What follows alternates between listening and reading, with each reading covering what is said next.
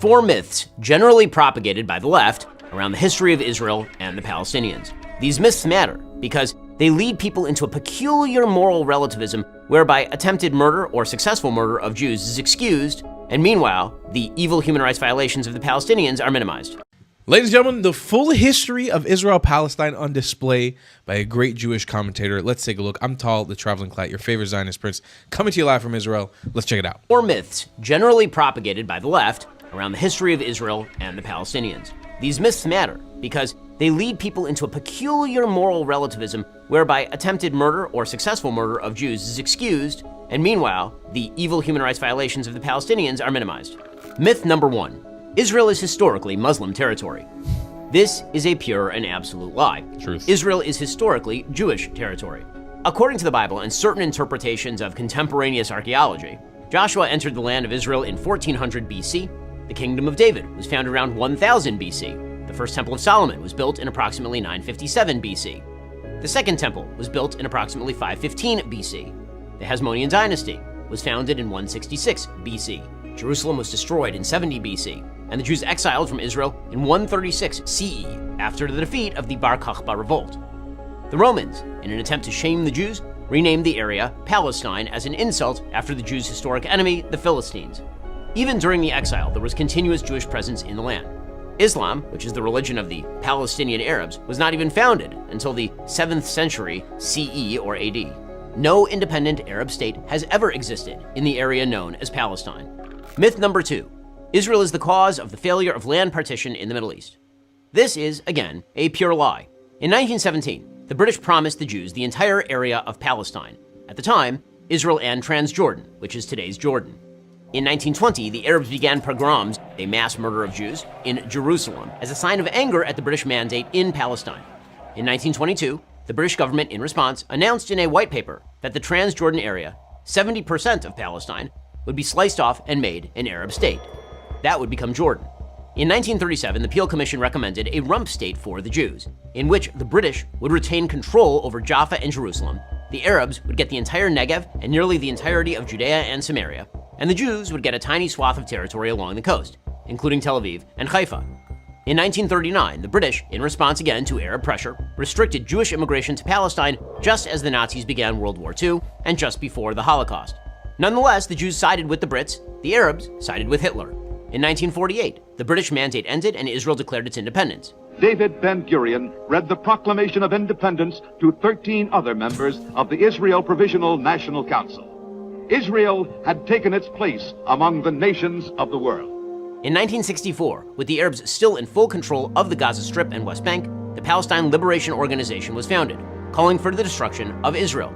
Here is a contemporaneous British report on the first chairman of the Palestine Liberation Organization. One of the most extreme anti-Israeli politicians in the Arab world, Ahmed el-Shukeri, the leader of the Palestine Liberation Organization. As the spokesman for 1 million Palestine refugees, he's fanned the flames of hatred for Israel with unflagging energy. In 1967, the Arab League announced the three no's: no peace, no recognition, no negotiations. With all of Israel's enemies mobilizing against it, Israel launched a preemptive strike on the Egyptian Air Force, inaugurating the 1967 Six-Day War. This ended with Israel gaining miraculously the Sinai Desert, the Golan Heights, the Gaza Strip, Judea and Samaria, now known as the West Bank, as well as the entirety of Jerusalem. In 1973, the Arabs launched all-out war again, this time on Yom Kippur. Israel survived and gained territory. In 1979, Israel gave the Sinai back to Egypt in return for peace. In 1993, Israel agreed to the Oslo Accords, which promised a step-by-step process to establish a Palestinian state. In 1998, Israel conceded yet more territory to the Palestinian Authority under the prime ministership of Benjamin Netanyahu. In 2000, Israeli Prime Minister Ehud Barak offered Yasser Arafat, the terrorist leader of the Palestinian Authority, 91% control over the West Bank in contiguous territory and an Israeli security presence along 15% of the border with Jordan. Arafat walked away from the table and began the Second Intifada, a massive terror wave that ended with the death of thousands of Jews. In 2005, Israel unilaterally withdrew from the Gaza Strip. Hamas immediately took it over and began using it as a base for terrorist activity. That continues until this day. In 2008, Israeli Prime Minister Ehud Olmert offered even more than Barak in terms of territory, with some land swaps to maintain Jewish-populated areas in exchange for some Israeli territory.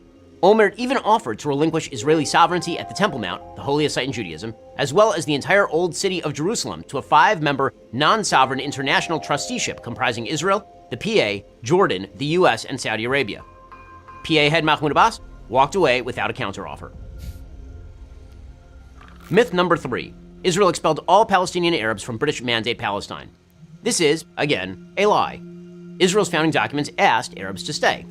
Israel's Declaration of Independence, in the middle of an ongoing war with Arab nations, reads, quote, "We appeal, in the very midst of the onslaught launched against us now for months, to the Arab inhabitants of the State of Israel to preserve peace and participate in the upbuilding of the state on the basis of full and equal citizenship and due representation in all its provisional and permanent institutions."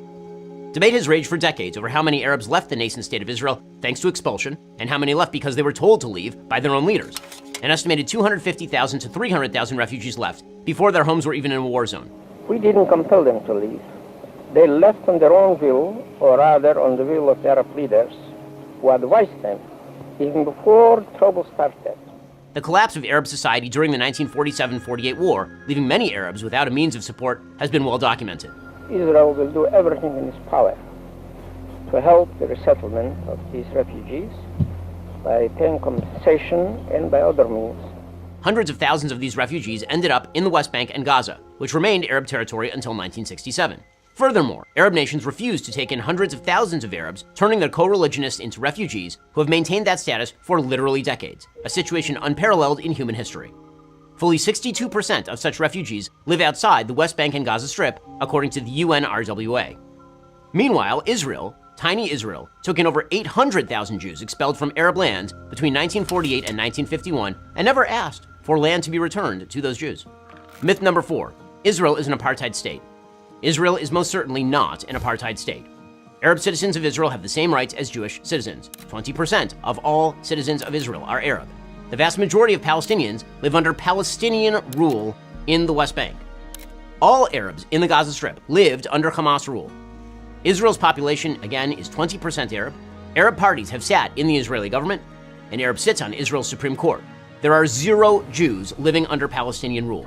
The only apartheid state is any state of Palestine. All of these myths have consequences. All of these lies have consequences. They lead to a pseudo-sophisticated context that allows for the murder of Jews.